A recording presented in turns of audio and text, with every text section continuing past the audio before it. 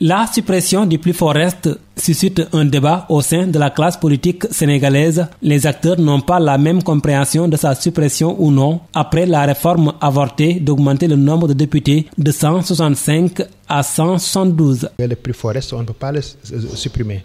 Ce qui pourrait en tout cas se passer, c'est qu'avec l'inscription massive donc, des primo-inscrits, et on projette même à l'issue des élections à venir, qui sont les élections législatives du 31 juillet, il peut y avoir une forte participation donc, des électeurs. Et ça pourrait vraiment faire augmenter le quotient requis pour être député à l'Assemblée nationale. Macky Sall, comme du sàmm kàddoom.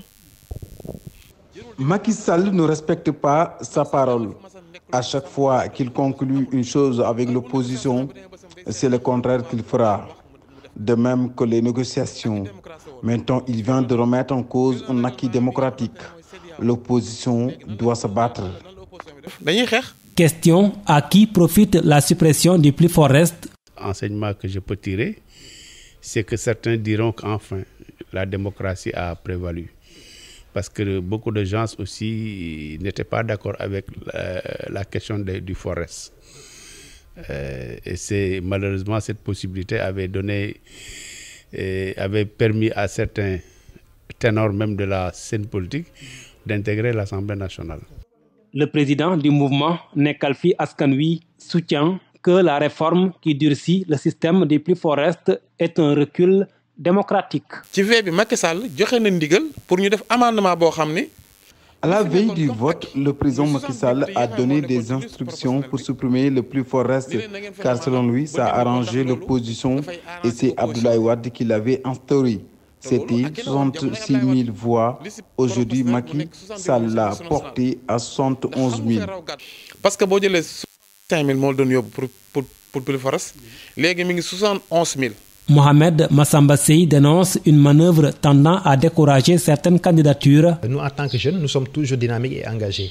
Quels que soient donc les filtres ou bien les obstacles qui nous ont déjà présentés, que ce soit donc le parrainage, que ce soit la caution, que ce soit aussi l'augmentation du quotient pour avoir un député, ou bien même leur tentative de suppression donc, du plus fort reste, qu'il sache en tout cas que cette jeunesse est bien décidée à accéder donc aux instances de décision et particulièrement à l'hémicycle. Pour l'ancien député Ablaye Ndiaye, seule la représentativité va désormais prévaloir pour espérer avoir un siège à l'hémicycle. Maintenant, tout sera fonction de la départementale. Parce que c'est la départementale qui va impacter sur la nationale. Et comme le forest disparaît, naturellement, le nombre de députés que tu devais avoir régulièrement, tu peux ne pas l'avoir. Donc ce qui fait que, maintenant, si tu n'es pas tellement représentatif au niveau des communes, au niveau des départements, il est certain que vous avez... Les chances sont très minimes pour que vous ayez des postes à l'Assemblée nationale.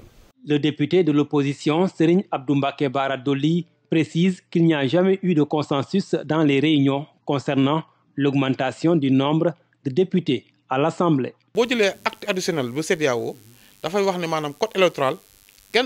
L'acte additionnel de la CEDEAO interdit toute réforme du code sans consensus. Dans ce cas de figure, il n'y a aucun accord de la classe politique.